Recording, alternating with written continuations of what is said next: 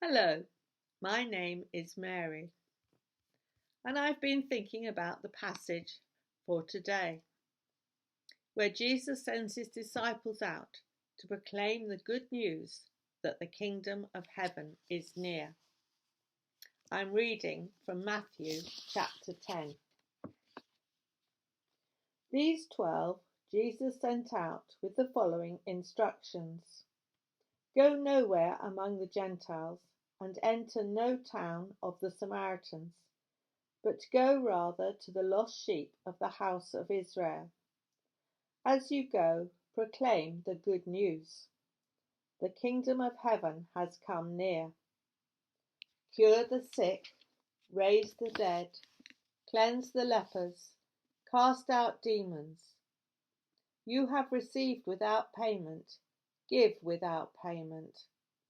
Take no gold or silver or copper in your belts, no bag for your journey, or 2 tunics, or sandals, or a staff, for labourers deserve their food.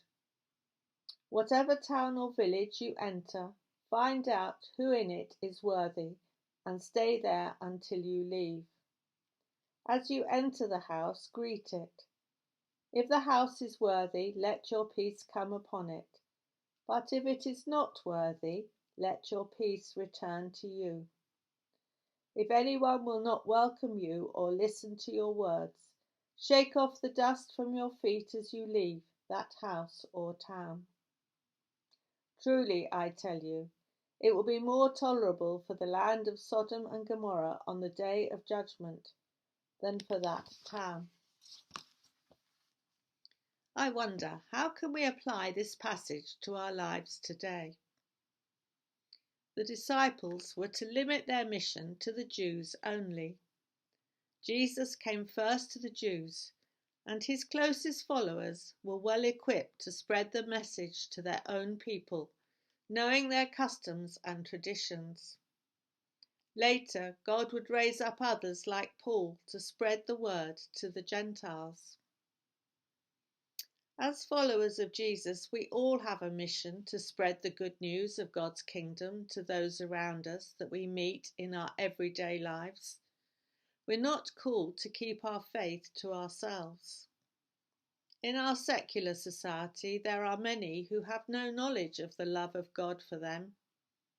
Jesus is sending us out to witness to those around us. As the disciples were sent out, they had a clear job to do in going to the lost, confused people around them, bringing health to the sick, touching the untouchables, raising the dead, and kicking out demons.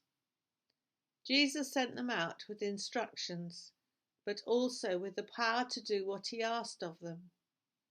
He will do the same for us if we're following his will, spending time with God daily, allowing him to equip us with what we need for each day.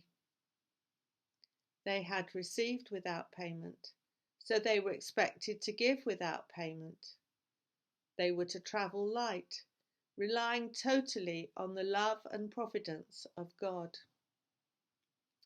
They were not to stay in luxury hotels, but accept hospitality from those who were open to hear the good news of the gospel, shaking off the dust from their feet from those who were hostile to the message.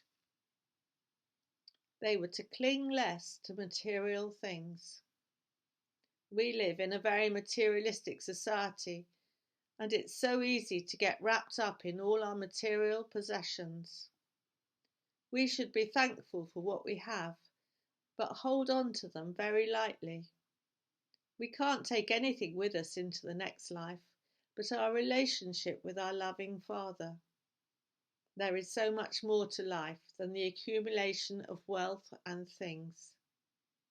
But what God provides for us, we are called to share with each other where there is a need.